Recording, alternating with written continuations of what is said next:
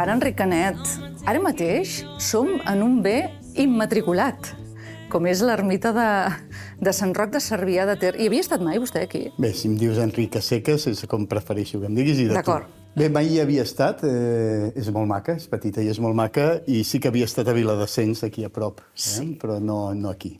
3.722 béns d'aquests anomenats immatriculats que té l'Església a Catalunya. Corregeixen si m'equivoco, però l'Església no predica sempre una mica l'austeritat davant de l'abundància? És a dir, per què vol tanta de riquesa l'Església? Sobretot a nivell material, a nivell d'immobles. Bé, jo crec que som més. Hi ha gent que està dient que realment la veritat és que som més, que s'hauria de mirar el registre, que s'hauria de buscar. Hi ha un tema molt important i és l'acumulació de patrimoni, però això és un tema que passa amb tota la humanitat i a l'Església li ha passat sempre.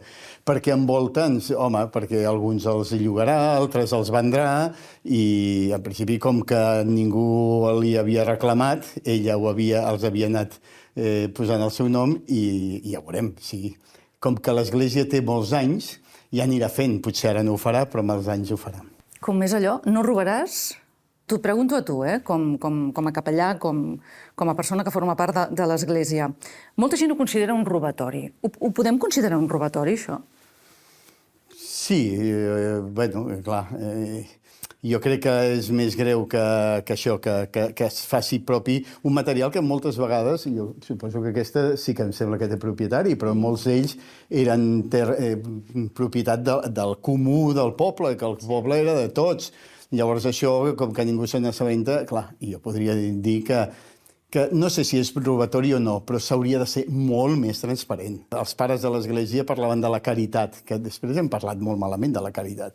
Però la caritat, ben entesa, la paraula autèntica, vol dir retorna al pobre el que és seu. Perquè si tu ets ric, és perquè ell és pobre. Per tant, caritat és no donar al pobre, no, és retornar el que és d'ell. Perquè, en el fons, la propietat privada és la que ha portat grans problemes a la humanitat. Això ho diu el Piketty a l'últim llibre, no? De dir, escolta, la propietat privada és la que la Revolució Francesa se la va saltar per alt i llavors resulta que és l'acumulació i això, les acumulacions de riquesa representa que un altre no la té. Per tant, jo estaria més d'acord amb el que diu l'Evangeli, equilibrar aquestes coses.